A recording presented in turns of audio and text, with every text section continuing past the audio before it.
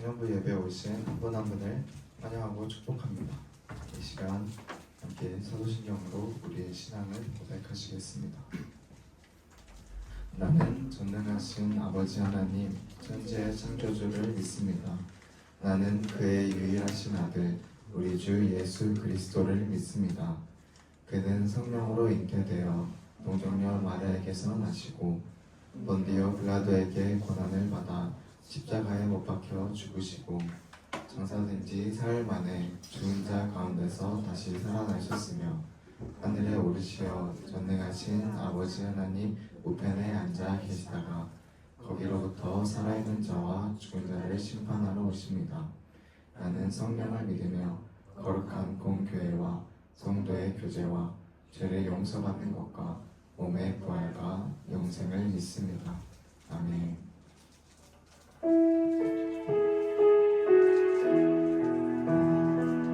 이 시간에는 바로 찬양을 함께 앞서서 우리 함께 기도로 나아가면 좋겠습니다. 먼저 기도할 때 감사하면 좋겠습니다. 한 주의 삶을 돌아봅시다. 어떻게 사셨나요? 기쁨과 감사가 넘쳤나요? 아니면 또 힘든 일상에 또 좌절되는 모습들이 있었나요? 한 주간 우리를 지켜주시고 또 인도해주신 하나님을 기억합시다. 또 오늘도 변함없이 신실하게 이렇게 불러주셔서 우리가 모여서 공동체로 함께 예배드릴 수 있게 해주신 하나님을 기억하며 이 시간 함께 감사 기도 드리시면서 나아가겠습니다. 주님, 그렇습니다. 우리가 할 고백에 감사합니다. 우리의 힘으로는 살아갈 수 없고 우리의 지혜로는 우리 앞길을 계획할 수가 없습니다. 또한 그렇다 하더라도 모든 것을 인도하시는 것이 하나님이심을 기억합니다. 지난 한 주간 주님 인도해 주시면 감사합니다. 우리를 지켜주시면 감사합니다. 아프지 않아, 다치지 않아 우리를 공부할 수 있고 일을 할 수 있고 운동할 수 있는 그 모든 상황에 주님이 주신 것임을 기억하며 감사합니다. 저기에 차려주신 하나님께서 이 많은 인도 중에서 한 사람이 나를 택하셔서 주님 쫓아오고 계신다는 그 사실을 주님 기억합니다. 주님 모든 것을 감사합니다. 기도합니다. 오직 주님만을 예배하게 하여 주시고 주님만을 기뻐하게 하여 주시옵소서. 우리 입에서 감사가 끊이지 않게 하여 주시고 주님이 주신 그 모든 것이 은혜임을 기억할 수 있도록 인도하여 주시옵소서.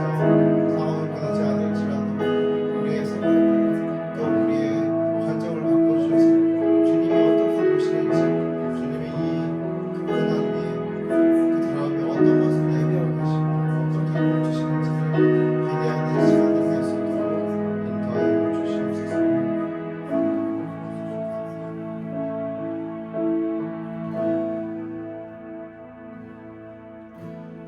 빛 대신 주 어둠 가운데 비추사 내 눈목에 하소서.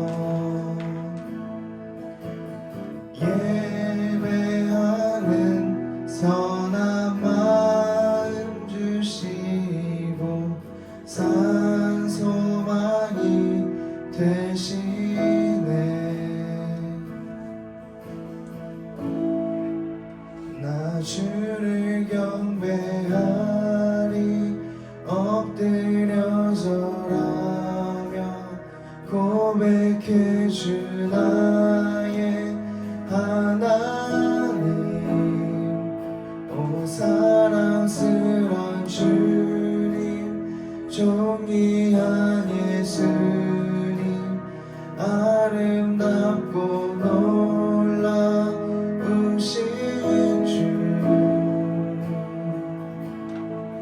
만유의 주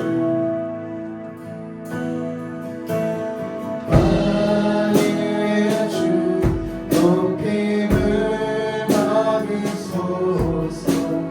영광 주에 계신 주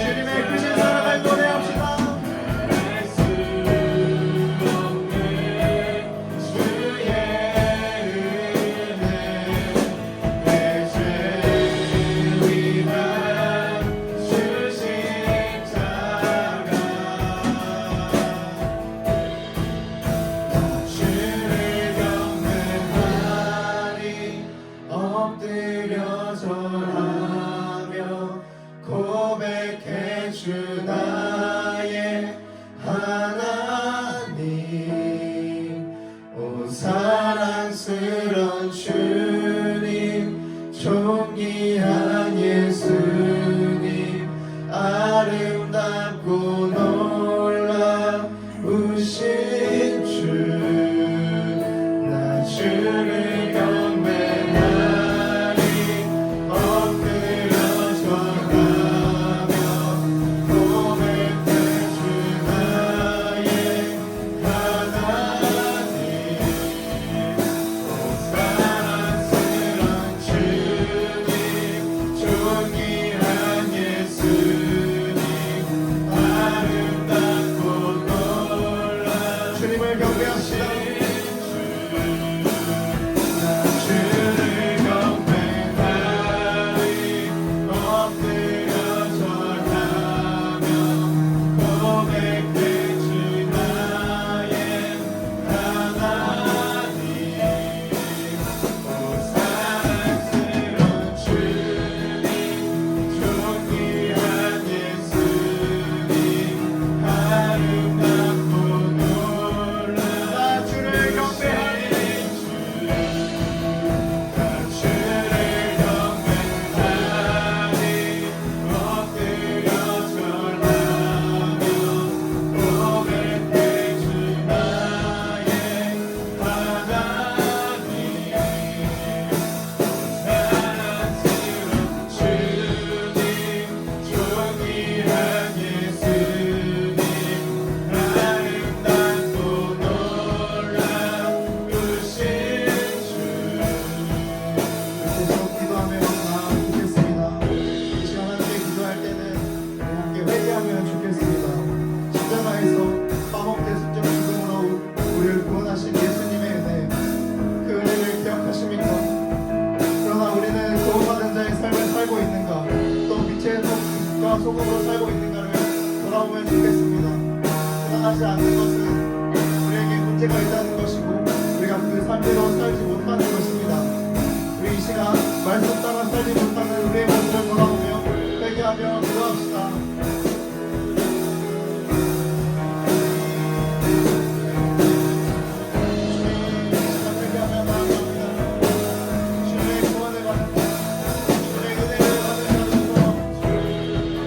원하시는 대로 살아가지 못하는 우리 인간이 나의 모습을 바라보며 회개합니다.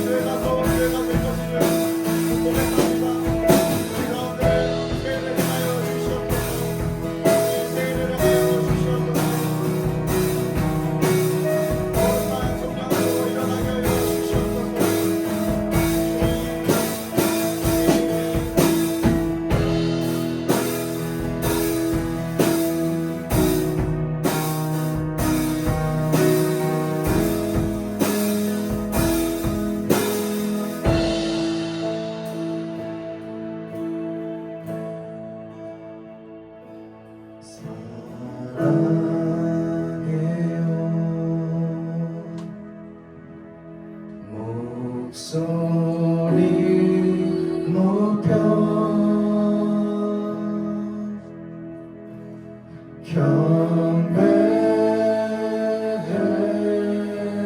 경배해요 내 영혼 기뻐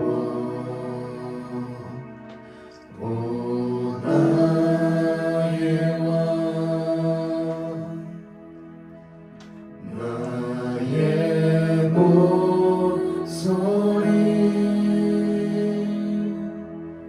주님 위에 곱게 곱게 울리기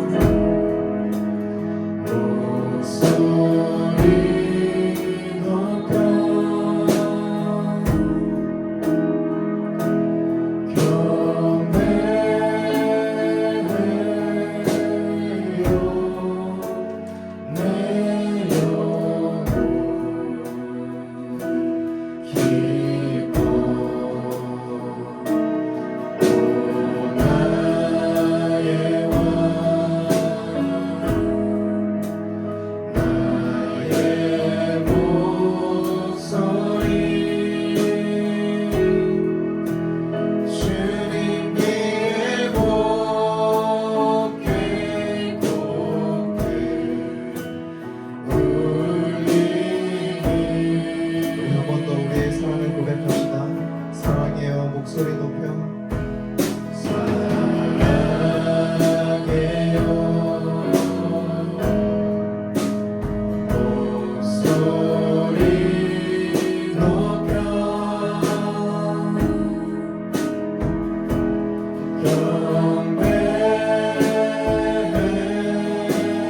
경배해요 내 영혼 기뻐 오 나의 왕 나의 왕 나의 목소리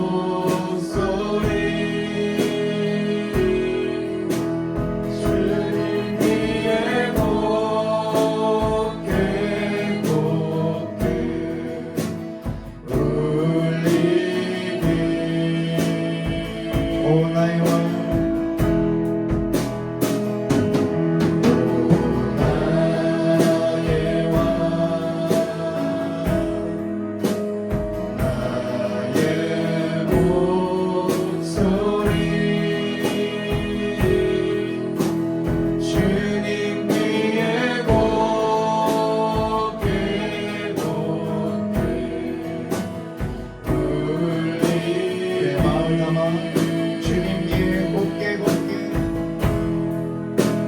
주님 위에 곱게 곱게 주님 위에 주님 위에 곱게 곱게 주님 위에 주님 위에 곱게 곱게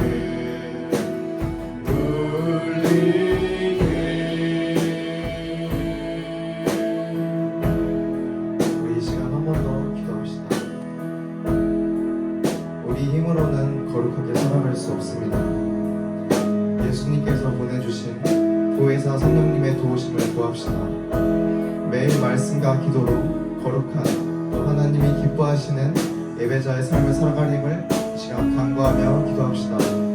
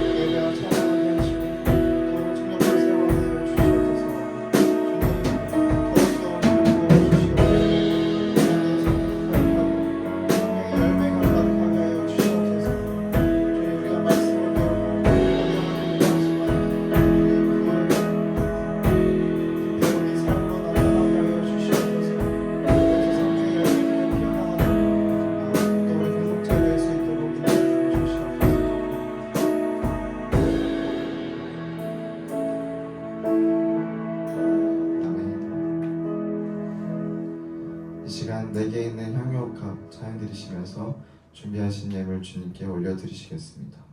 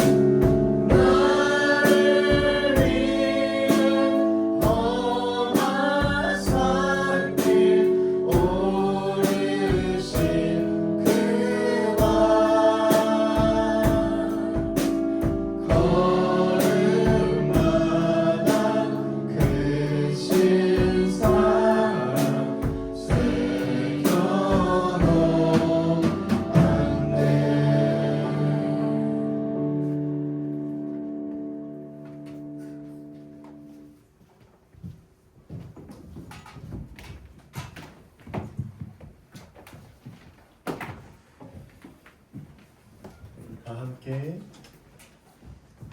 십계명 봉독하겠습니다. 제1계명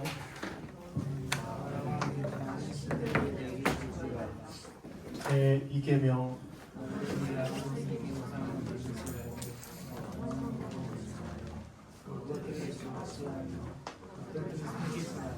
제3계명 제4계명 안식일을 기억하여 거룩하게 지키라. 제5계명 내 부모를 공경하라. 제6계명 사랑하지 말라. 제7계명 강요하지 말라. 제8계명 도둑질하지 말라. 제9계명 내 이웃에 대하여 거짓 증거하지 말라. 제10계명 내 이웃의 집을 탐내지 말라. 우리 다 함께 우리의 죄를 고백하겠습니다. 방금 우리가 이 10가지 계명, 하나님이 우리에게 가장 원하시는 것들을 10가지로 축소해서 알려주셨는데 우리는 한 주 동안 이 계명을 얼마나 어겼습니까? 부모를 공경하라, 하나님을 사랑하라, 또 다른 사람을 마음으로조차 미워하는 것도 살인이라고 하셨는데 살인하지 말라, 도둑질하지 말라, 하나님이 우리에게 주신 것 모든 것들이 우리에게 족한 것이고 만족한 것인데 우리의 마음으로 다른 무언가를 더 원하고 갈망하고 하나님이 우리에게 주실 수 있는 그 참된 평안을 생각하지 않고 다른 것에서 평안을 얻으려 했다면 이건 모두 우상입니다. 우리가 만일 죄 없다고 하면 우리는 자신을 속이는 것이요 진리가 우리 안에 있지 아니할 것입니다. 그러나 만일 우리가 자신의 죄를 자복하면 신실하시고 의로우신 하나님께서 우리의 모든 죄를 사해 주실 것이요 또한 모든 불의에서 우리를 깨끗게 해 주실 것입니다. 우리 함께 고백합시다. 우리는 하나님께 대하여 생각과 말과 행동으로 죄를 범하였고 해야 할 일을 하지 못하고 또한 하지 말아야 할 것을 행함으로 하나님께 범죄하였음을 고백합시다. 마음과 뜻을 다해 힘을 다해 하나님을 주 너희 하나님을 여호와 하나님을 사랑하라고 하셨는데 우리는 이웃을 내 몸과 같이 사랑하지도 못하였고 하나님을 사랑하지 못하였음을 고백합시다. 그래서 하나님의 자비하심으로 우리를 용서하게 달라고 우리로 하여금 현재의 모습을 고치고 하나님께서 원하시는 모습으로 나아가게 하시고 하나님의 뜻 안에서 기뻐하며 하나님의 길을 걸어가게 하시고 거룩하신 하나님께 영광을 돌리게 하옵소서라고 우리 다 함께 우리 각자의 죄를 고백하겠습니다.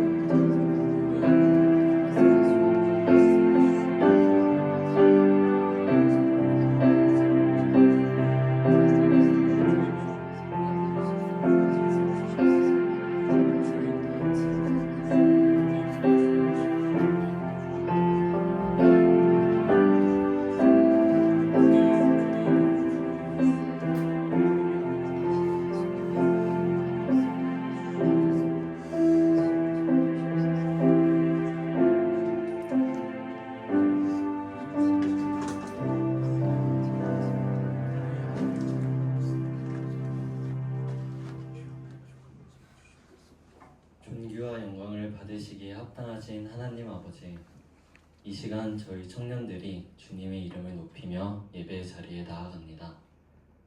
주님을 예배할 수 있다는 것 그 자체가 저희에게는 크신 은혜임을 고백합니다.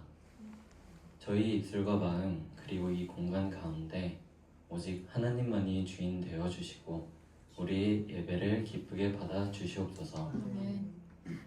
창조주 하나님, 주님은 시간을 주관하시며 만물을 다스리시는 위대하신 분입니다. 아멘. 그 크고 놀라운 능력의 주님을 찬양합니다. 아멘.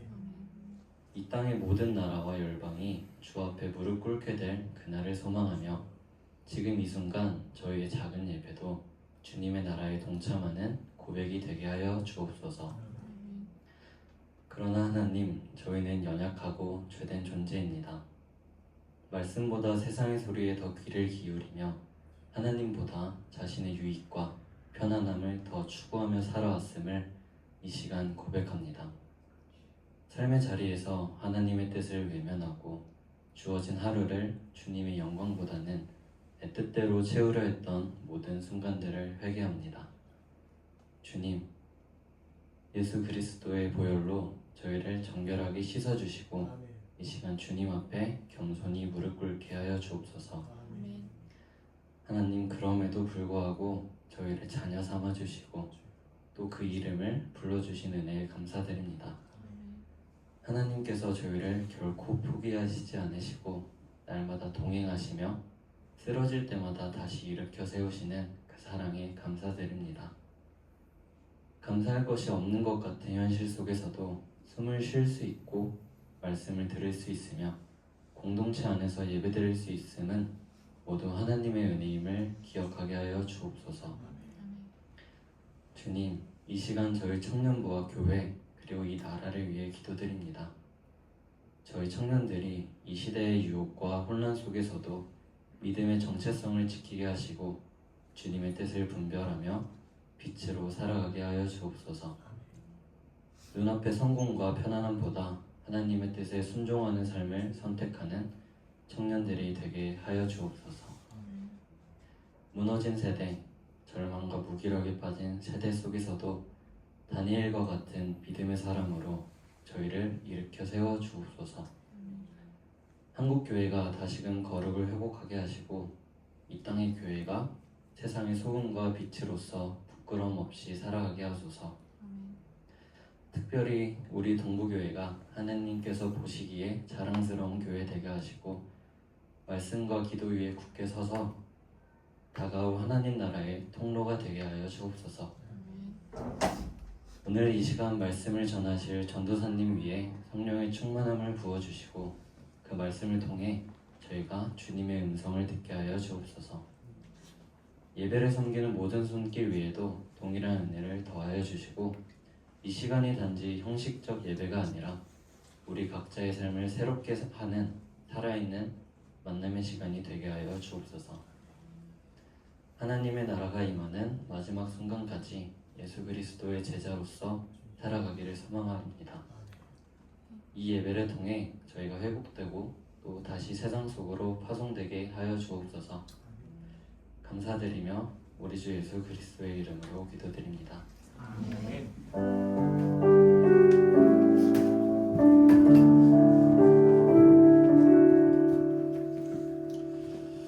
할렐루야. 우리 주 안에서 예배드리러 나오신 모든 청년분들 환영으로 축복합니다. 우리 이 시간에는 다 함께 일어나 성도 인사 나누겠습니다. 이렇게 막 돌아다녀 주세요, 여러분. 다 함께 인사하겠습니다. 네.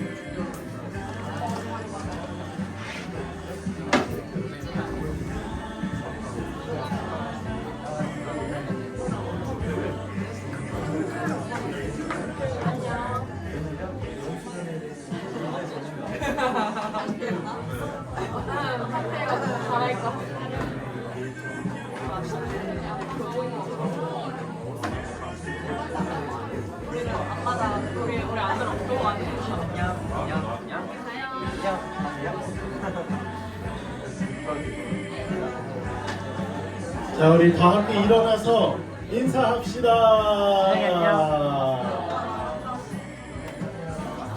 놀란 거 아니지? 그냥 내가 알려줘서 뭐지? 소랑이가 월요일인가 준비했어.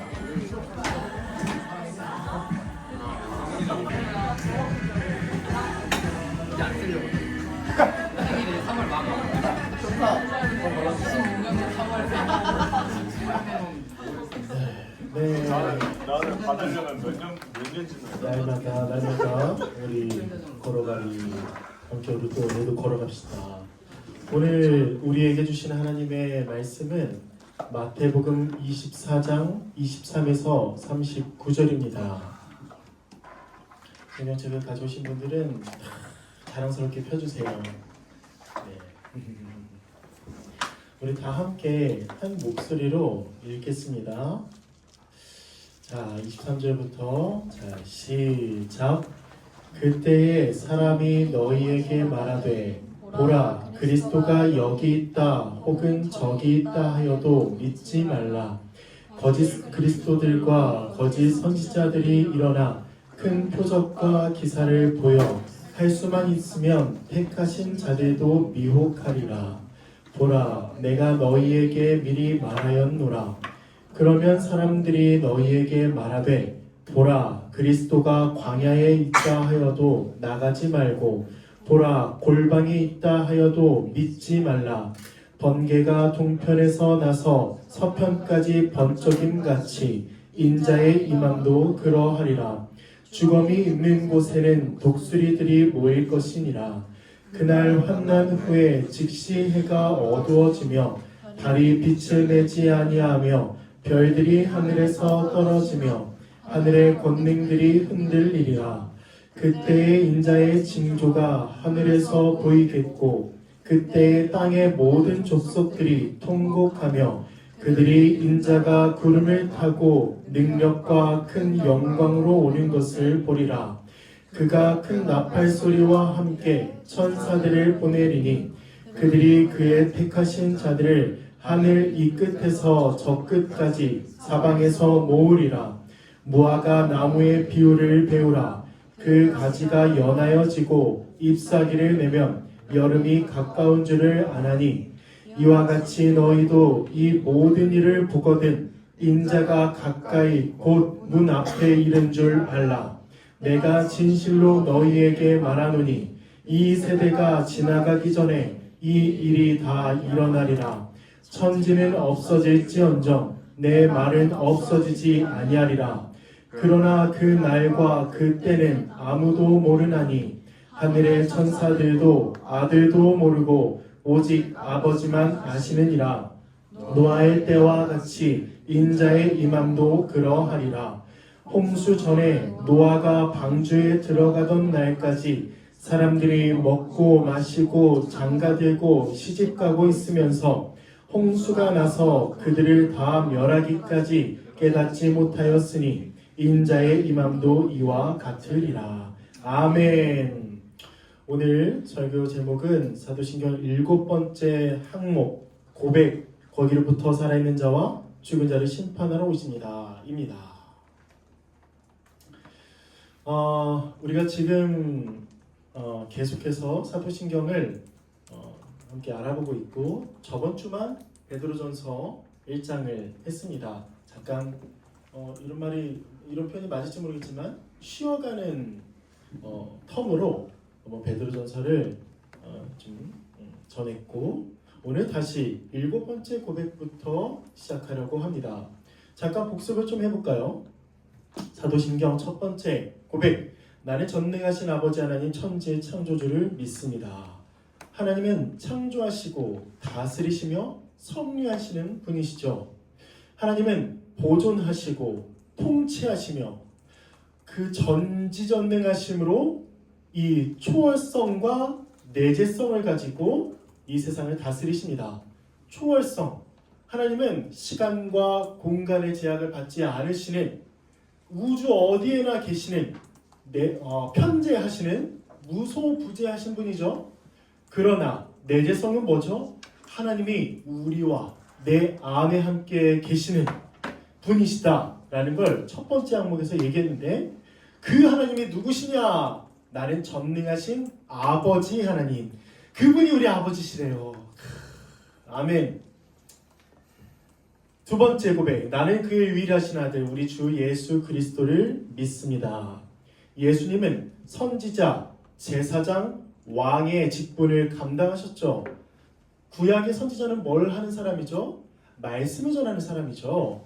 제사장은요, 이스라엘 백성들의 죄를 다 제사를 지냄으로 없이 하게 하는 그런 일들을 하는 자가 제사장이었습니다. 왕은요, 하나님의 율법을 가지고 그 율법을 순종할 뿐만 아니라 왕 본인도 그리고 백성들에게 하나님의 말씀, 곧 율법을 가르쳐서 이 백성들이, 이스라엘 백성들이 그 율법에 순종함으로 아주 부강한 나라가 되게 하는 그런 일들을 왕이 했습니다. 그런데 예수님은 선지자로서 하나님의 말씀을 전하실 뿐만 아니라 아예 요한복음은 말씀으로 오셨다고 얘기합니다. 그래서 태초에 계신 그 말씀이 육신의 몸을 입고 오셨다고 하는데 바로 우리 주 예수 그리스도시죠. 예수님은 제사장이십니다. 예수님은 자기 자신이 제물이 되셨고 또 자기 자신을 제물로 드림으로써 우리의 모든 죄를 다 용서하셨죠. 예수님은 또 왕이십니다. 이 세상에 오신 후에 죽으시고 부활하신 후에 하늘로 오르셔서 하나님 보좌 우편에서 주가 되셨죠. 만왕의 왕이 되셨습니다. 그리고 또 이 교회의 머리로서 교회를 다스리시는 주가 되셨습니다. 그래서 예수님은 주와 그리스도시죠. 이를 우리는 믿습니다. 첫 번째 고백 성부 하나님에 대해서 믿고 두 번째 고백부터 나오는 성자 하나님에 대해서 우리는 믿는데 이 모든 것들을 믿어야 하죠. 세 번째 고백은 무엇입니까? 그는 성령으로 잉태되어 동정녀 마리아에게서 나시고 예수님은 완전한 인간이십니다. 왜 인간이셔야만 했을까요? 우리 인간을 대신해서 죽으시고 우리 인간의 죄를 다 짊어지시고 죽으시기 위해 인간으로 오셨습니다. 완전한 의인으로 죽으신 것이죠. 또 완전한 하나님이십니다.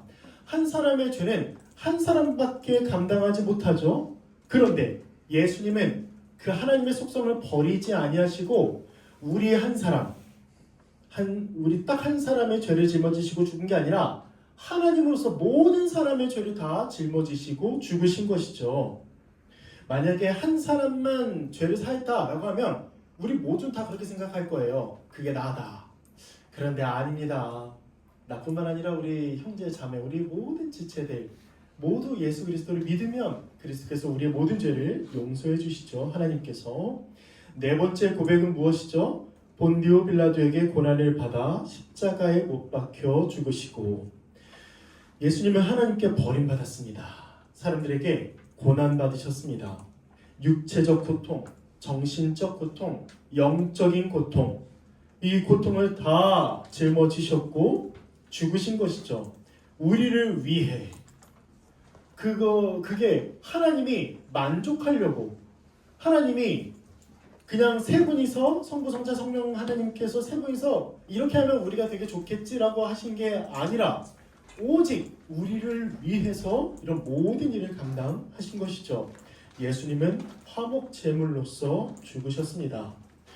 다섯 번째 고백, 장사된 지 사흘 만에 죽은 자 가운데서 다시 살아나셨으며 예수님은 부활하셨죠. 여러분, 부활은 진짜입니다. 역사적 사실이라는 거예요. 이를 믿으시기를 바랍니다. 그런데 예수님은 왜 부활하셨을까요? 아니, 죽으시고 사흘 만에 부활하셨다고 하는데 그냥 죽으신 상태로 있으면 안 되나? 뭐 이런 불경스러운 생각을 한번 해봤는데 예수님이 부활하신 건 우리를 그리스도 안에서 거듭나게 하시고 또 우리 같은 죄인을 의롭다고 여기게 하시기 위해서 예수님 부활하셔야만 했습니다. 한 가지 예를 들었죠. 예수님이 2000년이 지난 지금까지 만약에 그 무덤에 누워 계셨다면 우리의 죄는 사해지지 않았을 거예요. 그러나 예수님께서 부활하심으로 모든 죄와 사망을 다 해결하심으로 이 문제를 다 해결하시고 사탄의 머리를 십자가로 그냥 짓밟으심으로 부활하심으로 우리의 모든 죄가 용서되는 이런 중생과 칭의를 얻는 은혜가 예수님의 부활로 말미암습니다. 또 예수님의 부활을 보니 우리도 뭐 할 것이다?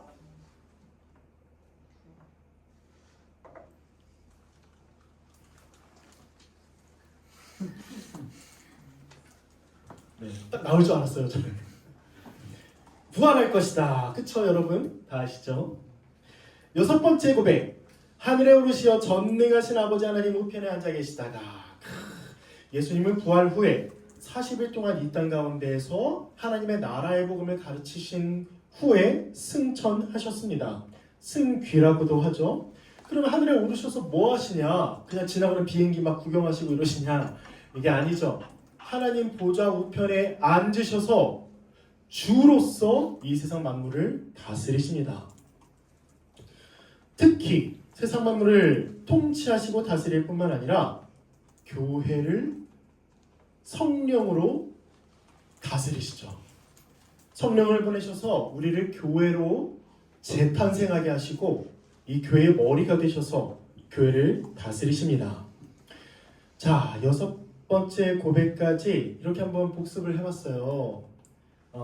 사도신경을 할 때마다 이 생각을 그냥 아예 딱 집어넣어가지고 그냥 고백할 때마다 딱 이 생각이 막 이렇게 막 머릿속에서 막 이렇게 막 생각이 나가지고 진짜 이를 믿습니다 이런 고백을 우리가 했으면 좋겠습니다.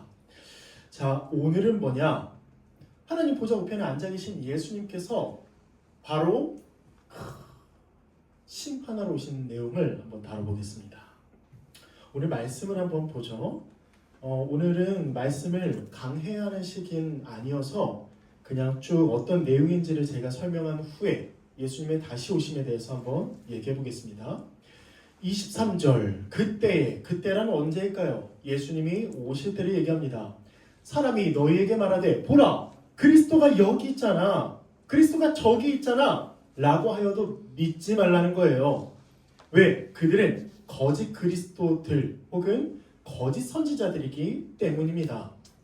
그래서 그들은 택하신 자, 하나님께서 구원하시기로 택하신 자들을 미혹하는 일들을 하는 거죠.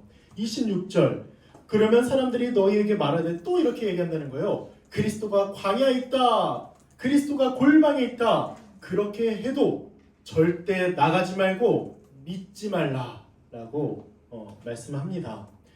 예수님의 오심은 어떠할까요? 27절, 번개가 동편에서 나서 서편까지 번쩍임같이, 동편에서 번쩍였는데 서편에 번쩍인다는 거예요. 그렇다는 건 예수님이 아주 순식간에 아주 극적으로 이렇게 오신다는 걸 말하는 겁니다. 의미한다는 거예요. 인자의 임함도 그러하리라. 29절을 보세요. 이게 이사야서 요헬서를 인용한 것인데, 그날 마지막 날에 환난 후에 즉시 해가 어두워지며 달이 빛을 내지 아니하며, 우와 끔찍하죠. 모르겠어요. 이게 진짜 비유로 설명한 것인지 아니면 진짜 이런 일이 일어나는지는 우리가 문자적 해석을 할 건지 아니면은 어떤 방법론을 가지고 해석할 건지는 나중에 한번 알아보고, 그럴 시간이 아니니까. 빛을 내지 아니하며 별들이 하늘에서 떨어지며 하늘의 권능들이 흔들리리라. 그때에 인자의 징조가 하늘에서 보이겠고, 그때가 계속 반복되죠. 그때에 뭐 하냐면 땅의 모든 족속들이 통곡하며 그들이 예수님 곧 인자가 구름을 타고 능력과 큰 영광으로 오는 것을 보리라. 31절, 그가 큰 나팔소리와 뿌뿌 나팔소리와 함께 천사들을 보내리니, 그 천사들이 그 하나님께서 택하신 자를 하늘 이 끝에서 저 끝까지 이 지구에 있는 그 택하신 자들을 다 사방에서 모을 거라는 거예요. 32절, 무화과나무의 비유를 배우라. 그 가지가 연하여지고 잎사귀를 내면 여름이 가까운 줄 알지 않냐? 그런데 33절, 이와 같이 너희도 이 모든 일이 뭐죠? 방금 29절부터 얘기했던 하늘이 해가 어두워지고 달이 빛을 내지 아니하며 별들이 하늘에서 떨어지며 하늘의 권능들이 흔들리고 나팔 소리가 들리고 천사들이 올 때에 인자가 가까이 곧 문 앞에 이른 줄 알라. 34절 이 세대란 종말의 세대를 얘기하는 거고 지금을 얘기하는 겁니다. 지금은 종말의 세대예요. 말세라는 거죠. 이 말세가 다 지나가기 전에 이 일이 다 일어나리라. 35절 확실히 아시죠? 예수님이 천지는 없어질지언정 내 말은 하나님의 말은 없어지지 아니하리라. 그런데 그때는 아무도 모른다는 거예요. 37절 아무도 모른다는 걸 이제 노아의 얘기를 가지고 와서 얘기합니다. 노아의 때가 언제 어떻냐고 얘기하는데 홍수 전에 노아가 방주에 들어가던 날까지도 사람들이 먹고 마시고 장가들고 씻고 즐기고 맛보고 시집가고 이렇게 살아갔다는 거예요. 근데 홍수가 막상 딱 닥칠 때에도 그들은 깨닫지 못하였다. 인자의 임함, 예수님의 임함도 이와 같으리라. 이런 내용을 이제 말하고 있습니다. 오늘은 이 미래의 일에 대해서 함께 나눠보려고 합니다. 그러니까 아까 제가 잠깐 짚어드렸던 첫 번째 고백과 여섯 번째 고백은 이미 다 이루어졌어요. 천지 만물을 창조하시고 예수님께서 십자가에서 죽으시고 부활하시고 하늘의 우편에 앉아 계시는 것, 이것은 이미 과거에 다 일어난 일이고 지금 현재에 일어나고 있는 일입니다. 사람은 미래의 일을 알지 못하죠. 너무나 명백한 사건 이런 거 있잖아요. 사람은 병들 것이다, 혹은 사람은 죽을 것이다. 이런 일 말고 사실 이것조차도 우리가 확신할 수는 없지만 죽는 거를 제외하면 사람은 미래의 일을 알지 못합니다. 그래서 사람은 늘 불안해하죠. 그래서 미래를 예측하는 일에 사람들은 늘 관심이 있고 그러한 일들에 늘 돈을 투자합니다. 그러나 성경 곧 하나님의 말씀에서 반드시 일어날 일이 한 가지가 있습니다. 바로 예수님의 재림이죠. 우리는 한치 앞도 5분 뒤도 심지어 5초 뒤도 우리는 예상하지 못해요. 아주 좀 된 일이지만 너무나 평온한 그 밤에 갑자기 이 나라에 계엄령이 일어났습니다. 그걸 누가 상상이나 했겠어요. 전 자려고 누웠습니다. 그런데 아주 깜짝 놀랐어요. 사람은 앞의 일을 단 한치도 예상하지 못하는데 성경은 오직 예수님께서 다시 오실 것이라는 걸 분명히 반드시 다시 오실 거라는 걸 말씀하고 있습니다. 이 재림은 전 인류의 역사를 완전히 바꿔놓는 곧 모든 우주 만물과 모든 시간 중에서 가장 중요한 사건이 될 것입니다. 인류의 역사를 바꿔놓은 사건들 한번 생각해 보죠. 하나님 나라의 창조와 아담의 범죄로 인한 하나님 나라의 취소, 그로 인해서 인류의 운명이 완전히 바뀐 대사건이 일어났습니다. 또 하나의 대사건이 뭐죠? 예수님의 십자가 죽음과 부활이죠. 이로 인해서 죄인이 감히 하나님의 자녀가 되는 대사건이 일어났습니다. 그리고 또 하나의 남은 대사건은 바로 예수님의 재림일 거예요. 이에 대해서 한번 나눠보겠습니다. 첫 번째, 예수님은 반드시 다시 오십니다. 오늘은 그 작은 항목까지 다 세세하게 써놨으니까 여러분들이 좀 적기 편할 거예요. 예수님은 반드시 다시 오십니다. 예수님은 반드시 다시 오십니다. 아멘. 반드시 다시 오세요. 예수님은 분명히 다시 오신다고 말씀하셨습니다. 마태복음 24장 30절, 그때의 인자의 징조가 하늘에서 보이겠고 그때의 땅의 모든 족속들이 통곡하며 그들이 인자가 예수님이 구름을 타고 능력과 큰 영광으로 오는 것을 보리라. 예수님이 하신 말씀입니다. 또 마태복음 25장 31절입니다. 인자가 자기 영광으로 모든 천사와 함께 올 때에 자기 영광의 보좌에 앉으리니. 예수님이 하신 말씀입니다. 또 예수님이 하신 말씀은 요한복음 14장 3절입니다. 가서 너희를 위하여 거처를 예비하면 내가 다시 와서 너희를 내게로 영접하여 나 있는 곳에 너희도 있게 하리라. 예수님은 이 세계의 절뿐만 아니라 다시 오신다고 많이 말씀하셨습니다. 예수님뿐만인가요? 사도들도 다시 오실 예수님에 대해서 증언했습니다. 데살로니가전서는 바울이 쓴 것이죠. 4장 16절을 보면 주께서 호령과 천사장의 소리와 하나님의 나팔 소리로 친히 하늘로부터 강림하시리니. 데살로니가 후서 1장 7절 환난을 받는 너희에게는 우리와 함께 안식으로 갚으시는 것이 하나님의 공이시니 주 예수께서 자기의 능력의 천사들과 함께 하늘로부터 불꽃 가운데 나타나실 때에. 예수님과 사도들은 이 성경을 통해서 성경을 썼죠. 이 성경을 통해서 우리가 알 수 있는 건 예수님이 분명히 다시 오신다는 것입니다. 여러분, 예수님의 다시 오심이 잘 모르겠나요? 다시 오실지 안 오실지 헷갈리고 혹은 우리가 그렇게 기대하지 않나요? 성경의 증언은, 특히 신약의 증언은 예수님이 분명히 반드시 다시 오신다고 늘 강조하고 있습니다. 그러면 예수님이 어떻게 다시 오실까요? 예수님은 갑자기 친히 가시적으로 몸으로 다시 오실 것입니다. 예수님은 다시 오세요. 그런데 갑자기 오십니다. 마태복음 24장 44절입니다. 이러므로 너희도 준비하고 있으라. 생각하지 않은 때에 인자가 오리라. 마태복음 25장 13절 그런즉 깨어 있으라. 너희는 그 날과 그 때를 알지 못하느니라.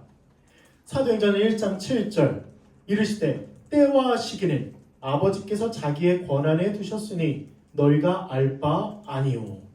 모두 다 예수님께서 말씀하신 것입니다.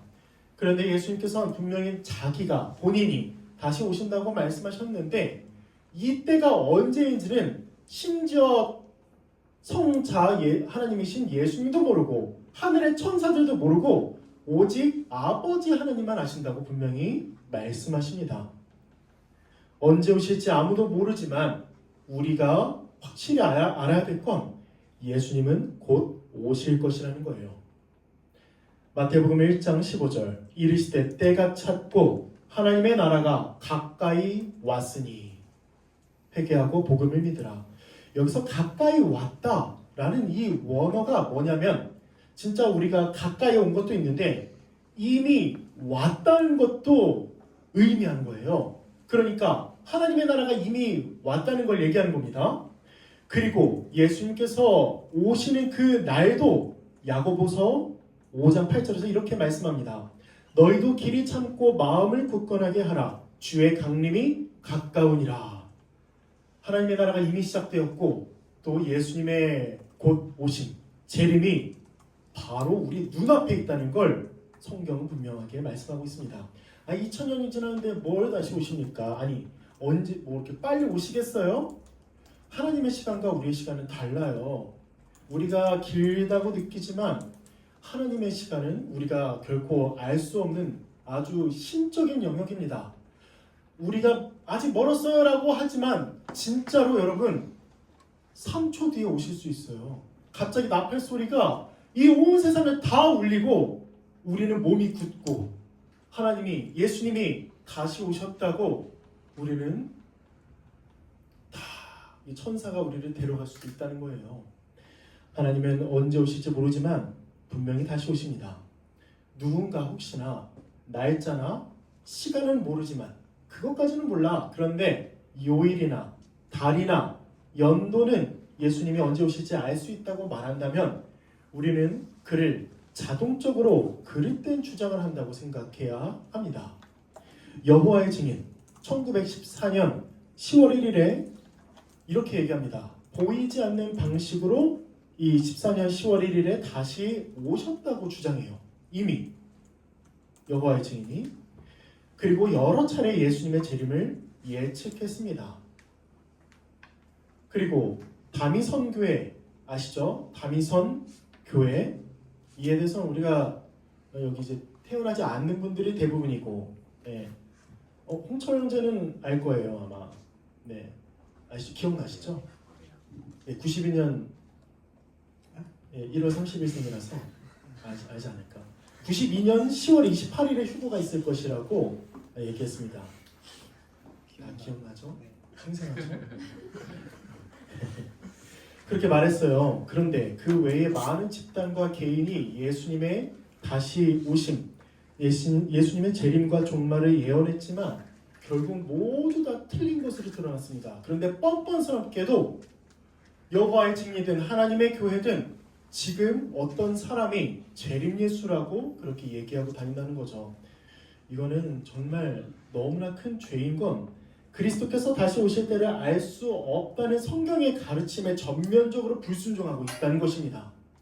그리고 그들이 왔다고 하더라도 우리는 모르잖아요. 그런데 예수님의 다시 오심은 모든 사람이 볼 수 있는 방식으로 온다는 거예요. 마태복음 24장 26에서 27절입니다. 아까 읽었던 내용인데 27절만 읽어볼게요. 번개가 동편에서 나서 서편까지 번쩍임 같이 인자의 임함도 그러하리라. 모든 사람이 다 볼 수 있는 방식으로 이 지구가 둥글지만 예수님이 다시 오실 때 이 지구에 있는 모든 생물체, 피조물들이 다 예수님의 재림을 볼 거예요. 요한계시록 1장 7절입니다. 볼지어다 그가 구름을 타고 오시리라. 각 사람의 눈이 그를 보겠고 그를 찌른 자들도 볼 것이요 땅에 있는 모든 족속이 그로 말미암아 애곡하리니. 마태복음 24장 30절입니다. 그때에 인자의 징조가 하늘에서 보이겠고 그때에 땅의 모든 족속들이 통곡하며 그들이 인자가 구름을 타고 능력과 큰 영광으로 오는 것을 보리라. 예수님은 구름을 타고 이 땅 가운데 오셔서 모든 사람이 볼 수 있는 가시적인 방법으로 오셔서 이 땅에 임하실 것입니다. 믿으셔야 돼요. 믿으셔야 됩니다. 그러니까 이 성경의 주장에 의거하면 지금 재림 예수라고 말하는 사람들은 싹 다 거짓말이라는 걸 우리는 알 수 있습니다. 또 예수님이 어떤 방식으로 오시느냐 우리가 알 수 있는 것은 구름을 타고 오신다는데 금두운을 타고 오시는 걸로 우리는 볼 수가 있겠네요. 네. 구름을 타고 온다는 건 하나님의 임재를 상징합니다. 그 성전 가운데서도 하나님이 임재하시면 거기가 이제 연기로 가득 찼어요. 그리고 기억나시나요? 애굽한 다음에 불기둥과 구름 기둥이 있었죠. 이스라엘 백성들을 보호했습니다. 그게 하나님이 임재하셨다는 걸 의미하는데 예수님도 하나님의 임재를 상징하는 구름을 타고 이 땅 가운데 분명히 오실 것입니다. 그리고 예수님은 육체의 몸을 입고 이 땅에 오실 것입니다. 사도행전 1장 11절입니다. 이르되 갈릴리 사람들아 어찌하여 서서 하늘을 쳐다보느냐 너희 가운데서 하늘로 올려지신 이 예수는 하늘로 가심을 본 그대로 오시리라. 예수님이 육체의 몸을 입고 올라가셨어요. 그리고 육체의 몸을 입고 분명히 내려오신다고 이 성경은 증언한다는 것입니다. 한때 자유주의 신학에서 유행했던 관념은 예수님은 친히 다시 오시는 것이 아니라 영적으로 이미 오셔서 사람들을 가르친다는 거예요. 육체적, 가시적 몸으로 오시기 전에 예수님이 영적으로 오셔서 우리들을 가르친다고 얘기하는 겁니다. 이게 성령을 얘기하는 게 아니라 예수님이 성자 하나님이신 예수님을 얘기한다는 겁니다. 또 우리도 몸의 부활이 아니라 영적인 부활만 있을 것이라는 것이에요. 이것은 정통 기독교 교리에서 비껴나간 해석입니다. 그래서 우리는 받아들일 수가 없다는 것이죠. 예수님은 영적이든 육체적이든 어쨌든 예수님께서는 완전히 이 땅에 우리가 모두 볼 수 있는 방식으로 다시 오실 것입니다. 그리고 예수님은 거기로부터 다시 오신다고 이렇게 볼 수 있는데 예수님이 계신 거기가 어딜까요? 우리 6번째 고백 생각나시죠? 하늘 보좌 우편을 말하는 곳입니다. 예수님은 부활하신 후 하늘, 즉 하나님의 보좌 우편에 앉아 계시는데 그곳에서 믿는 자들에게 죄사함과 의롭다함을 주시는데 예수님은 거기에서 이 땅으로 오실 거라는 거예요. 거기로부터 이 땅으로 오신다는 겁니다. 이게 뭘 뜻할까요?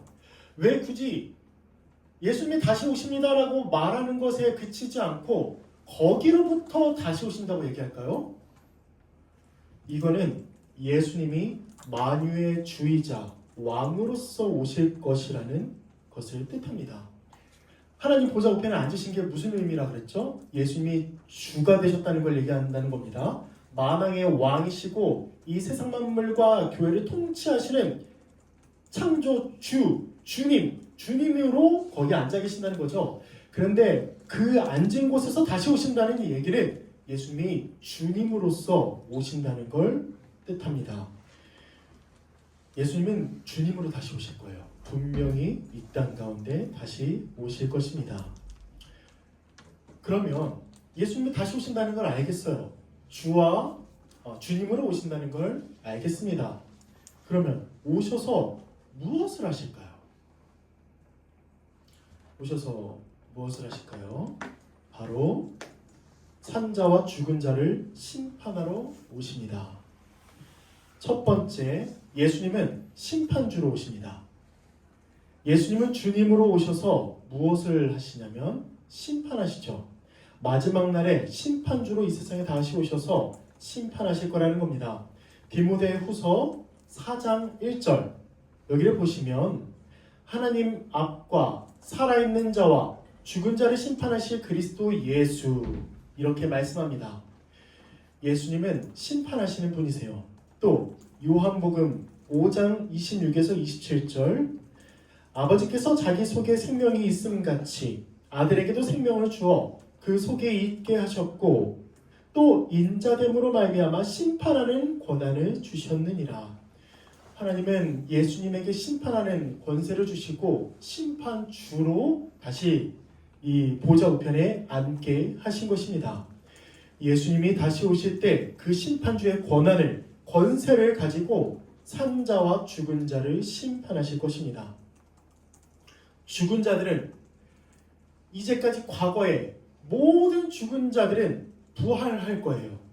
모든 죽은 자들이 다 부활해서 뭐 하냐면 그 하나님의 심판대 앞에 설 것입니다. 그럼 그때 살아있는 자들은요, 죽음 없이 곧바로 부활체로 변형되어서 심판대 앞에 설 것입니다.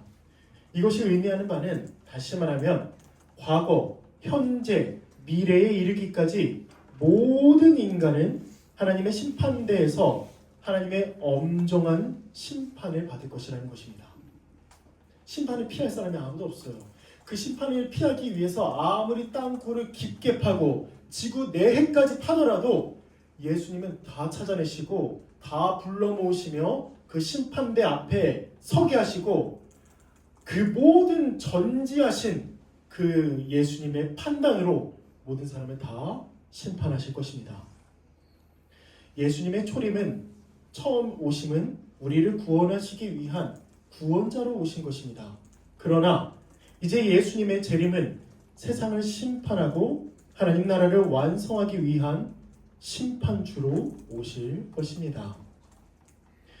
예수님은 대적하는 모든 자를 심판하심으로 주로서의 통치권을 행사하실 거예요.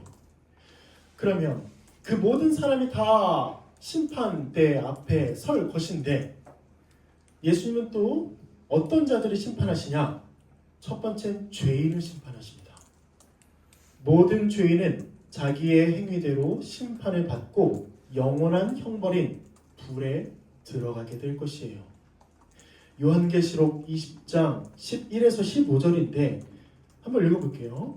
또 내가 크고 흰 보좌와 그 위에 앉으신 이를 보니 땅과 하늘이 그 앞에서 피하여 간대없더라. 또 내가 보니 죽은 자들이 큰 자나 작은 자나 그 보좌 앞에 서 있는데 책들이 펴 있고 또 다른 책이 펴졌으니 곧 생명책이라. 죽은 자들이 자기의 행위를 따라 책들에 기록된 대로 심판을 받으니 그 죄인들이 자기가 어떠한 일을 했는지에 따라 모두 다 그 행위대로 심판을 받을 것이라는 얘기예요. 13절 마지막 쯤에 보겠습니다. 각 사람이 자기의 행위대로 심판을 받고, 죄인들은 모든 은밀한 것까지 다 드러나지고 다 심판을 받을 것입니다. 로마서 2장 16절 볼게요. 곧 나의 복음에 이른 바와 같이 하나님이 예수 그리스도로 말미암아 사람들의 은밀한 것을 심판하시는 그 날이라. 여러분, 우리가 죄를 지을 때 어떻게 짓나요? 대놓고 짓나요? 누군가를 미워해요. 그러면 그 미운 마음을 대놓고 드러내나요? 그 미움이 살인이라고 하는데, 혹은 진짜 살인을 얘기한다면 밉다고 진짜 살인하나요?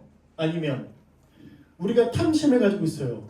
그러면 그걸 진짜 대놓고 훔치나요? 음란한 마음을 가지고 있어요. 그럼 대놓고 우리의 몸으로 그 음란한 행위를 하나요? 아니요. 우리는 대부분 죄를 은밀하게 짓습니다. 아무도 모르게, 아무도 보지 못하게. 그러나 예수님의 심판대 앞에 선 모든 자들은 자기가 행한 은밀한 모든 죄가 다 드러날 거예요. 얼마나 창피하겠습니까? 부끄럽겠습니까? 그리고 그 은밀한 것, 그 은밀한 죄로 우리 모두는 다 심판을 받을 것입니다. 모든 죄인들이 이렇게 심판받아요. 의인도 마찬가지입니다. 의인도 마찬가지로 우리가 행한 모든 것들이 다 드러나서 심판을 받을 것인데, 그러나 죄인과 다른 심판이 있습니다. 그 심판은 뭐냐면 생명의 심판입니다. 생명의 심판. 첫 번째로는 의인도 그 행함이 심판을 통해 다 드러날 것이라는 걸 얘기해 보겠습니다. 고린도전서 4장 5절입니다. 그러므로 때가 이르기 전 곧 주께서 오시기까지 아무것도 판단하지 말라. 그가 어둠에 감추인 것들을 드러내고 마음의 뜻을 나타내시리니. 고린도후서 5장 9에서 10절입니다. 그런즉 우리는 몸으로 있든지 떠나든지 주를 기쁘시게 하는 자가 되기를 힘쓰노라. 이는 우리가 다 반드시 그리스도의 심판대 앞에 나타나게 되어 각각 선악 간에 그 몸으로 행한 것을 따라 받으려 함이라. 여러분, 누군가 나를 판단하는 게 되게 싫지 않습니까? 판단하고 정죄하는 게 되게 싫지 않습니까?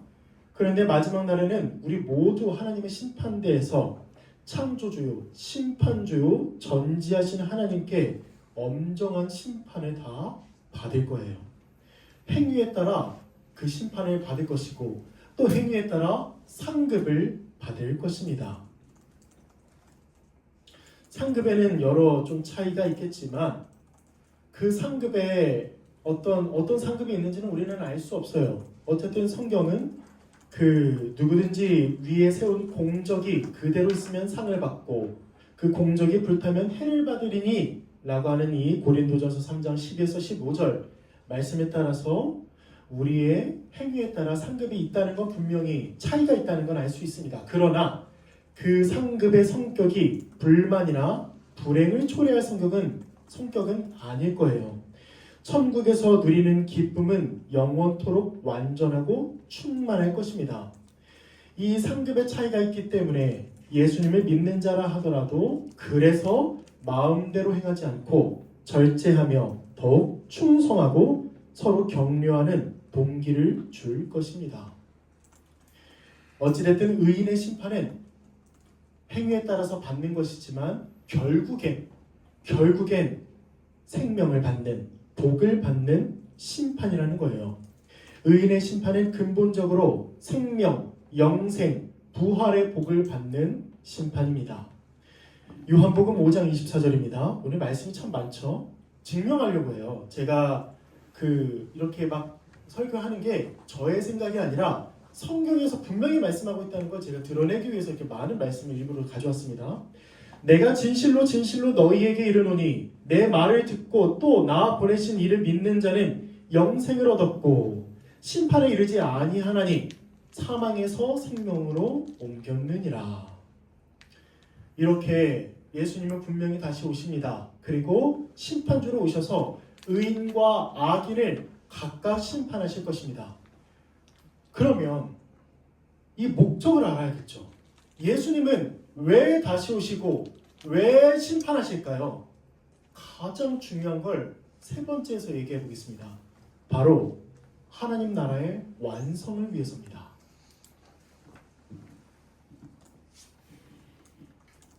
예수님은 어떻게 하나님 나라를 완성하실까요? 두 가지가 있습니다. 첫 번째는 심판으로 하나님 나라를 완성하십니다. 예수님은 하나님은 하나님 나라를 창조하셨습니다. 하나님의 나라를 창조하셨죠. 그러나 아담의 범죄로 하나님 나라가 취소되었어도 이스라엘 백성들에게 하나님 나라를 약속하셨습니다. 창조하셨고 약속하셨죠. 그리고 예수 그리스도의 십자가로 우리를 하나님의 백성으로 삼으셨습니다. 그리고 이미 임한 하나님 나라의 교회를 세우셨죠. 지금까지 말했던 건 모두 다 하나님 나라에 관한 내용이었죠. 그러면 예수님께서 재림하셔서 이루실 일은 하나님 나라와 관련이 있다는 거예요. 그것은 바로 하나님 나라의 완전한 회복이요 완성인 것입니다. 예수님의 재림과 심판은 하나님 나라를 완성을 목표로 하고 있다는 걸 우리는 알 수 있죠. 그러면 예수님은 하나님의 나라를 완성하시기 위해 어떻게 하시냐? 모든 악한 자들이 이 세상에서 내쫓고 영벌에 처하게 하십니다. 완성된 하나님 나라에는 사탄도 없고 또 사탄을 추종하는 모든 악한 세력도 없고 그 사탄을 추종하는 죄인들이 하나도 없는 나라입니다. 마태복음 25장 41절 읽어보겠습니다. 또 왼편에 있는 자들에게 이르시되 저주를 받을 자들아 나를 떠나 마귀와 그 사자들을 위하여 예비된 영원한 불에 들어가라. 여기에 모든 악한 세력과 이 추종하던 따르던 죄인들이 다 들어갈 거예요. 그렇게 해서 예수님은 하나님 나라를 완성하십니다. 첫 번째는 심판으로 하나님 나라를 완성한다고 했죠. 두 번째는 구원으로 하나님 나라를 완성하실 것입니다. 예수님은 죄인들을 그렇게 심판하셔서 이 타는 불못에 던지시고 또 인내함으로 믿음을 지킨 성도들은 영광의 부활의 그 선물을 주실 것입니다. 이제 성도들은 이 땅에서 자신을 괴롭힌 악한 세력이 하나도 없는 이 그 하나님 나라에서 영원히 하나님과 교제하며 돕는 배필들과 함께 살아갈 것입니다. 또 예수님은 모든 피조물을 완전히 다 회복시킬 거예요. 이렇게 심판과 구원으로 하나님 나라를 완성하십니다. 그런데 이 주인공이 누구냐? 그 하나님 나라의 완성, 그 완성된 나라에 들어갈 그 피조물이 누구냐? 바로 우리, 곧 교회입니다. 예수님이 하나님 나라를 완성하시는 이유가 뭘까요? 모두 교회인 우리를 위해서입니다. 우리를 위해서. 하나님이 뭐가 부족하길래 이런 일들을 굳이 하십니까? 하나님은 스스로 자존하시는 분이고 자족하시는 분이세요. 하나님의 속성은 자존성과 자족성이 있습니다. 우리가 뭘 하느냐에 따라서 하나님이 만족하고 이러시는 분이 아니라 스스로 만족하시는 분이에요. 그런데 하나님께서 이런 일들을 왜 하시냐면 우리를 위해서, 교회를 위해서 심판하시고 구원하신다는 것입니다. 예수님이 이 땅에서도 교회를 지키시고 보호하시죠. 그리고 구원의 날까지 교회가 고난과 박해를 견디게 하십니다. 그리고 그 결과 예수님은 다시 오셔서 하나님 나라를 완성하신 후 교회를 그 나라에 들이실 것입니다. 우리의 형제자매 지체들이 모두 그 나라에 들어가서 영원한 복을 누리고 안식을 누릴 것이에요. 지금까지 설명을 좀 했습니다. 예수님의 재림에 대해서 한번 적용을 좀 해보죠. 첫 번째는 우리 주 예수 그리스도가 다시 오시면 악인을 심판하시고 이 세상의 역사는 끝이 날 거예요. 사탄의 역사, 사람의 역사는 그때 다 끝이 날 겁니다. 그리고 성경은 예수님이 반드시 오신다고 말씀하시죠. 우리 이 말씀을 붙들고 예수 그리스도의 재림을 소망하고 기대합시다. 여러분들이 지금 힘든 거 있죠. 몸이 아프던가 관계의 미숙함 때문에 이 관계가 틀어져서 그로 인해서 힘들던가 아니면 공부하는 게 힘들고 일하는 게 힘들고 또 뭐 주가가 떨어지던 나라가 뭐 탄핵되던 어찌됐든 뭐가 됐든 우리가 지금 힘든 모든 것들은 다 예수님의 재림 때 다 갱신될 거예요. 아주 선한 것으로 다 갱신될 것입니다. 다 회복될 것입니다. 우리를 괴롭히고 못 살게 하는 거, 우리를 눈물 짓게 하는 거 예수님의 재림 때 다 없어질 거예요. 새로운 곳으로 바뀌고 새 하늘과 새 땅이 여기에 임해서 그 예수님이 진짜 성령으로 다스리시는 100% 다스리시는 나라가 그날에 완성될 것입니다. 그러면 우리는 무엇을 고대해야 될까요? 예수님의 재림을 소망하고 기대해야 합니다. 재림을 소망하는 자 혹은 그렇지 않은 자의 큰 특징이 뭔지 아십니까? 이 땅 가운데서 쉬고 살아가느냐 아니면 내어주고 사는가? 다른 사람을 위해 살아가는가? 나를 위해 혹은 나의 가정만을 위해 살아가는가? 이걸로 우리는 판단할 수 있을 거예요. 스스로 말이죠. 소망하는 자는 쉬지 않습니다. 내 손에 쉬려고 하지 않습니다.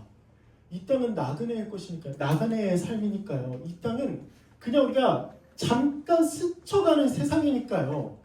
이 땅 가운데서 자꾸 쥐려고 하고 더 높이 올라가려고 하고 더 많은 돈을 벌려고 하고 다른 사람은 다 제쳐두고 그렇게 살아가지 않는다는 거예요. 우리의 본향은 바로 하나님의 나라입니다.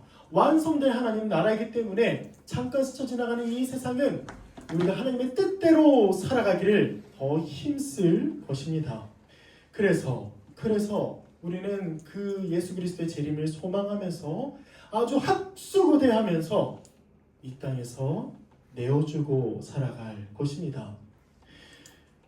반면 거짓 신앙은 재림을 소망하지 않죠. 예수님께서 만약에요 이 땅 가운데 오셨어요. 그런데 우리 보고 이렇게 묻습니다. 넌 뭐 하다가 왔냐? 라고 물으실 때 예수님 아주 좋은 질문 하셨습니다. 제가 다른 사람 미워하고 욕하고 제 마음에 안 드는 사람들을 그냥 손절하고 다른 사람 말이나 행동들을 꼬투리 잡아가지고 물고 늘어지면서 마음껏 아주 마음껏 싫어하다가 왔어요. 나랑 조금이라도 다르면 그렇게 딱 벽을 세우고 그렇게 말도 안 섞고 왔습니다. 그런데 예수님 오해하지 마세요. 제가 예배를 빠지지 않았습니다. 제가 헌금을 했습니다. 제가 성가대도 하고 교사도 하고 목사이고 집사도 하고 왔다고 이렇게 얘기한다면 하나님은 믿는데 하나님의 말씀에 적극 불순종하다가 온 것입니다. 그냥 예수님은 지극히 작은 자 하나에게 한 것이 곧 예수님 자신에게 한 것이라고 말씀하셨기 때문에 이 자는 그 영생이 아니라 영벌에 들어갈 것이라는 걸 우리는 알고 있는 것이죠. 그러면 이 예를 제가 왜 들었냐면 우리의 믿음을, 우리의 신앙을 점검하자는 얘기입니다. 거룩하게 내가 살아가고 있는지 끊임없이 우리의 믿음을 점검합시다. 우리 모두가 죄인이기 때문에 이 성화가, 이 완전한 거룩이 이 땅 가운데서 이루어지지는 않을 거예요. 100%. 그러나 거기에 그냥 패배주의처럼 앉아만 있을 겁니까? 죄를 범한 것에 우리는 애통해야 하고 회개하고 용서를 다른 사람에게 구하고 또 다른 사람을 용서하고 사랑하기를 힘쓰면서 믿음과 신앙을 지킨 자로 우리는 구원을 얻어야겠죠. 예수님은 이렇게 말씀하세요. 재림의 날이 언제 올지는 모르지만 늘 깨어 준비하고 있으라고 말씀하십니다. 마태복음 24장 44절이에요. 이러므로 너희도 준비하고 있으라. 생각하지 않은 때에 인자가 오리라. 25장 13절입니다. 그런즉 깨어 있으라. 너희는 그날과 그때를 알지 못하느니라. 마태복음 24장 40절에서 44절인데요. 42절. 그러므로 깨어 있으라. 44절 준비하고 있으라. 예수님은 분명히 말씀하십니다. 언제 올지 모르지만 깨어 있고 준비하고 있으라. 언제 올지 모르니까 그래서 깨어 있고 준비하고 있으라. 신자는 주의 오심을 준비하고 깨어서 무엇을 해야 합니까? 이 땅에서 생명을 포기하면서까지 비용을 계산하고 주와 복음을 위하여 주의 몸된 교회를 위하여 내 이웃을 위하여 헌신하고 신앙을 지키는 삶을 살아야 할 것입니다. 성도는 이 땅에서 거룩한 삶을 살기 위해 고군분투해요. 주님이 오실 것을 기대하며 또 주님이 주실 상을 기대하며 그리고 하나님의 거룩한 빛 아래에 우리의 죄가 낱낱이 드러날 것을 두려워하며 살아갈 것입니다. 그날에는 우리가 다른 사람을 은밀하게 미워하고 은밀하게 해를 가하고 은밀하게 음란하게 행동했던 모든 것들이 다 드러날 것이기 때문에 우리는 이 사실을 믿고 이 땅 가운데에서 다른 사람을 용서하고 어떻게든 죄와 싸우고 거룩하게 성결하게 살아가기를 힘쓸 것이죠. 사람은 이 땅에서 자신이 심판주로 생각하며 행동할 때가 있습니다. 나에게 해를 가해? 감히 나에게? 니까짓 게? 우리 이런 마음이 다 있어요. 우리의 저변에 다 있다는 거예요. 감히 나에게? 내가 누군데? 그러면서 화를 내고 그러면서 거리를 멀리합니다.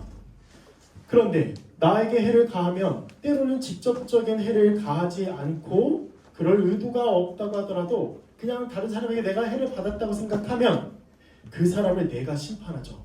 받은 그대로 갚아주고 그 사람과 똑같이 행동해서 바로 심판합니다. 그러나 신자는, 성도는, 교회는 그렇게 하지 않죠. 모든 심판을 우리 주님께 맡기고 다른 사람을 용서합니다. 로마서 12장 19절입니다. 내 사랑하는 자들아 너희가 친히 원수를 갚지 말고 하나님의 진노하심에 맡기라. 기록되었으되 원수 갚는 것이 내게 있으니 하나님께 있으니 하나님께서 갚으리라고 주께서 말씀하시니라. 우리가 갚는 게 아닙니다. 나한테 이런 짓을 해? 내가 갚고 내가 심판하고 내가 그렇게 하는 게 아니죠. 하나님께서 갚아주시는 겁니다. 그래서 우리는 조용하고 또 때로는 진짜 억울해 미칠 지경인데 진짜 밤에 잠이 안 올 정도로 너무 분이 나고 화가 너무 나는데 그 사람에 대해서 우리는 안 갚음을 하지 않습니다. 예수님께서 이 땅 가운데 오시면 다 갚아주실 것이기 때문이죠. 그러면 우리가 이렇게 원수를 갚지 아니하는 삶을 살아야 하는데 누구처럼 살아가야 될까요? 바로 우리의 본이신 예수님처럼 살아가야 합니다. 베드로전서 22장 22에서 23절입니다. 그는 예수님은 죄를 범하지 아니하시고 그 입에 거짓도 없으시며 욕을 당하시되 막대어 욕하지 아니하시고 고난을 당하시되 위협하지 아니하시고 오직 공의로 심판하시는 이에게 부탁하시며 심판주는 오직 우리 주 예수 그리스도십니다. 우리는 그 옆에 서서 그 심판에 우리가 동참하는 게 아니라 우리도 심판받아야 할 자임을 우리는 알아야 되는 것이죠. 그러므로 신자는 억울한 일이 있고 해를 받을 때 칼을 갈고 이를 갈고 복수하는 것을 꿈꾸는 게 아니라 그 사람을 용서하는 자인 것이죠. 예수님이 말씀하실 것입니다. 그때에 네가 참는 일이, 네가 용서하는 일이 헛되지 않다. 내가 속히 가마, 내가 가서 갚아주마. 이렇게 말씀하실 겁니다. 마지막으로 성도는 하나님 나라를 위해 살아가는 자입니다. 그리고 하나님의 나라가 완성되기 전에 이미만 하나님 나라인 이 교회에서 교회를 세우는 일을 감당하며 살아갑니다. 교회에 복음을 전하고 가르치고 예배하며 교제하고 기도하며 또 지역교회를 또 지역사회를 섬기고 그렇게 이 교회를 세우다가 그냥 예수님께서 부르시는 날에 그냥 가는 아주 먼지 같은 존재들인 것이죠. 그러나 그 수고가 먼지와 같은 값이 아니라는 것이죠. 우리의 섬김은 아주 귀합니다. 우리가 이 땅 가운데서 교회를 세우는 일에 힘썼으면 좋겠습니다. 하나님의 나라를 위해서 기도하고 하나님의 나라를 위해서 배우고 가르치기를, 하나님의 나라를 위해서 헌금하고 하나님의 나라를 위해서 헌신하고 섬기기를 힘쓰고, 그렇게 예수님께서 다시 오시는 날 우리에게 너 뭐하다 왔냐 이러면 저는 주와 복음을 위하여 힘쓰다 왔습니다. 이렇게 말함으로써 우리가 하나님 나라에 들어가 영원한 복과 안식을 누리면서 살아갈 그날이 우리에게 임할 거예요. 그러니 우리 이 땅 가운데서 나를 위해서 살아가지 않고 나의 가정만을 위해서 살아가지 않고 내 이웃, 내 지체들을 더 확장해서 그들을 위하여 살아가는, 그들을 위하여 돈을 벌고 그들을 위하여 공부하고 그들을 위하여 모든 일을 감당해내는 우리 교회가 되었으면 좋겠습니다. 또 마지막으로 교회는 복음을 전하는 자들입니다. 어떤 복음이요? 예수님께서 다시 오신다. 예수님이 필히 반드시 오신다. 오셔서 심판하신다. 죄인을 다 멸하시고 의인을 그 하나님 나라에 들이신다라는 이 복음을 전하는 자들입니다.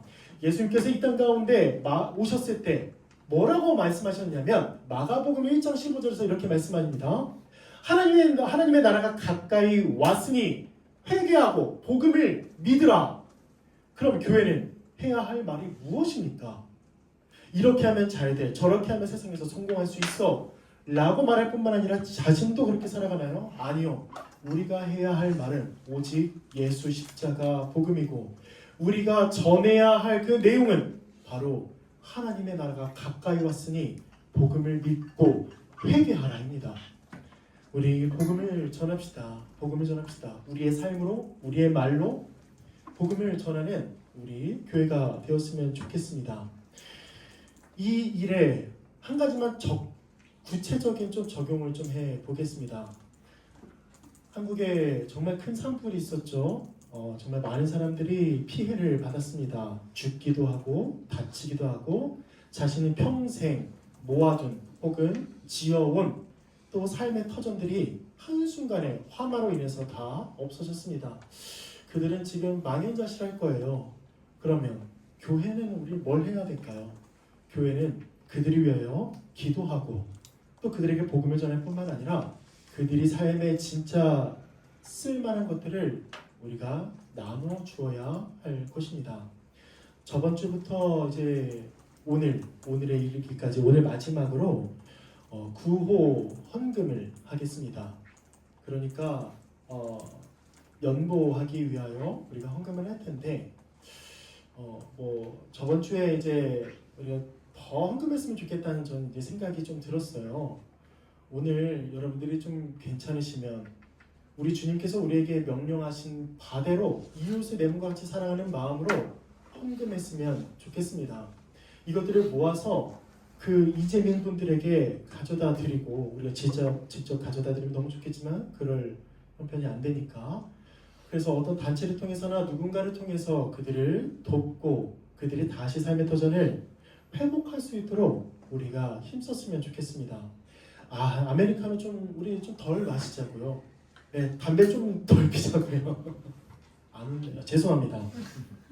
이렇게 안 웃으실지는 몰랐네요. 네.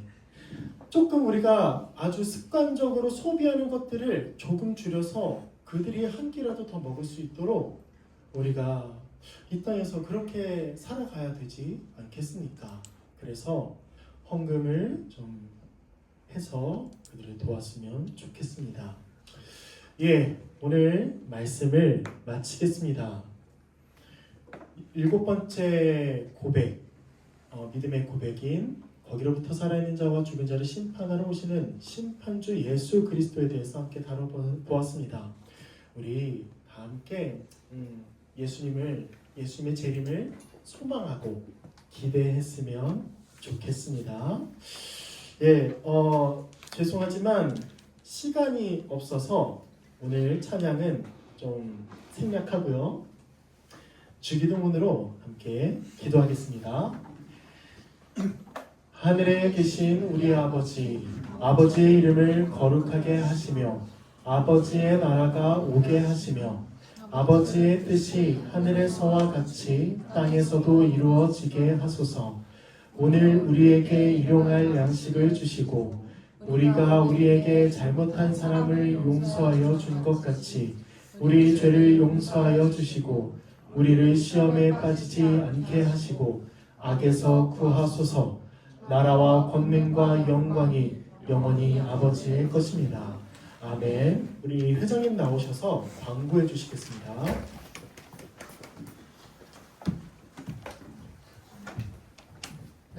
바로 광고하겠습니다.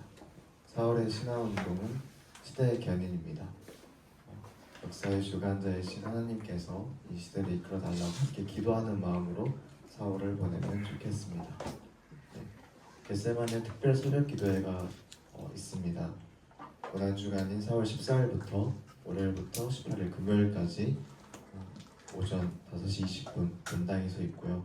금요일이 저희 주간이고 특송입니다. 그래서 곡 정해서 함께 연습하고 또 우리 예배 드렸으면 좋겠습니다. 세 번째, 아까 말씀하신 대로 특별 헌금 이번 주까지 걷어서 부자한테 때 사용하도록 하겠습니다. 다음 넘겨주세요. 다음 세대 연합 찬양 예배 2회 천국 노래자랑 준비 중에 있습니다. 또 오늘 끝나고 바로 연습을 할 예정입니다. 혹시나 참여하기 어려우신 분들은 셀 리더 분들께 따로 말씀해 주시면 좋겠습니다. 그리고 4월 12일 오후 2시에 교회 미아가 있습니다. 많이 참여해 주시고 저도 작년에 했던 것 같은데 재밌었습니다. 저랑 같이 하시죠. 다음입니다.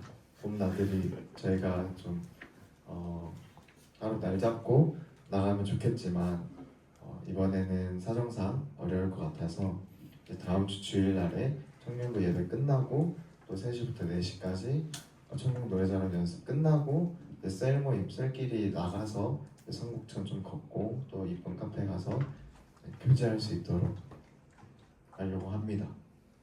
참고해 주시면 좋겠습니다. 다음이요. 네, 찬양팀 모집합니다. 네, 처음이죠 이런 광고. 그래서 함께 찬양팀으로 예배하고 싶은 청년들 모집하고 있고요. 그 포지션은 무관입니다. 그래서 어떤 것이든 상관없습니다. 그리고 필수 권장 기준들을 세워봤는데 특별한 건 아니고요. 필수에는 이제 청년부에서 1년 이상 열심히 출석하고 한 청년인가 하는 확인이고, 권장은 복음의 기초, 복음을 정확히 아는가 또 배웠는가 또 양육에 열심히 하는 사람이면 더 좋겠다 싶어서 적은 것이고, 신방은 그래도 저랑 만나봐야겠죠. 그래서 좀 아는 청년이면 좋겠다라는 생각으로 적어놨습니다. 해당되지 않더라도 마음이 있으시면 얼마든지 신청해 주시면 좋겠습니다. 기간은 오늘부터 다음 주 주일까지 약 일주일간 기간을 잡았습니다. 그래서 기도해 보시고 저에게 연락해 주시면 됩니다. 제 번호가 없으신 분들은 카톡으로 해주시면 되겠습니다. 대표기도 다음 주 대표기도는 재원 청년이고요. 주보 제가 만들다가 수정을 안 했습니다. 그래서 위원에게 미안하고요. 다음입니다. 예배당 청소, 여기 OS홀 예배가 끝난 후에 본인이 사용한 물컵, 물통 등은 쓰레기는 정리해 주셔야 됩니다. 화장실 가도 이쁘게 아름다운 사람은 자리를 떠날 때 없다 하는 것처럼 우리가 매주 사용하고 또 성도분들이 열심히 기도와 또 후원으로 지어진 이 비전센터 장소인데 우리가 청결하게 사용했으면 좋겠습니다. 여름 수련회가 이제 곧은 아니고요. 머지않아 옵니다. 8월 달에 가고요. 지난번과 같이 15일 껴서 갈 예정입니다. 그래서 많이 기대해 주시면 좋을 것 같고요. 이제 곧 임원들 회의하면서 점차 내용들을 채워나갈 텐데 임원들이 처음부터 끝까지 잘할 수 있도록 기도해 주시면 좋겠고요. 장소는 인천입니다. 네, 그리고 오늘은 추가 광고로 끝나고 바로 연습이 있고요. 여러분 영상 열심히 보셨죠? 제가 본당 가서 연습을 하려고 합니다. 세션도 그렇고 이제 율동은 소리가 계속 겹치면 불편할 것 같아서 하나 더 올라가서 그 잠옷인가요? 네, 거기서 같이 하면 좋을 것 같고요. 빨리 끝나는 대로 세레모니를 진행하려고는 합니다. 하지만 시간이 너무 오래 걸린다 혹은 4시가 넘었다라고 할 경우에는 이제 셀 자체적으로 세레모니를 진행하던가 또는 안 하셔도 됩니다. 그리고 차량키 연습은 4시 40분에 시작하도록 하겠습니다. 이상입니다.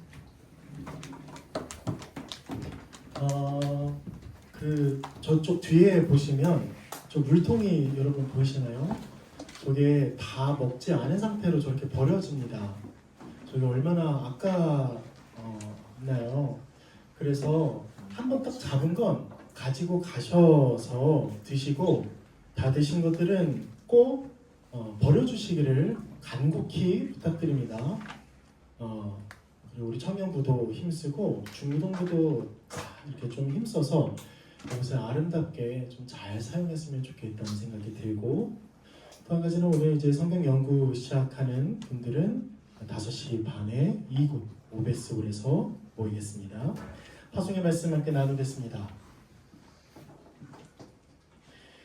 동북교회 청년 여러분, 예수님의 재림 때 심판과 구원으로 완성될 하나님 나라를 기대합시다. 이제 세상에 나아가 그 복음을 전하며 주님을 증거하는 일꾼이 됩시다. 아멘. 나는 어떠한 고난에도 선소망을 가지고 기뻐하겠습니다. 이제 세상의 빛과 소금과 누룩이 되어 주님이 주신 사명을 감당하겠습니다.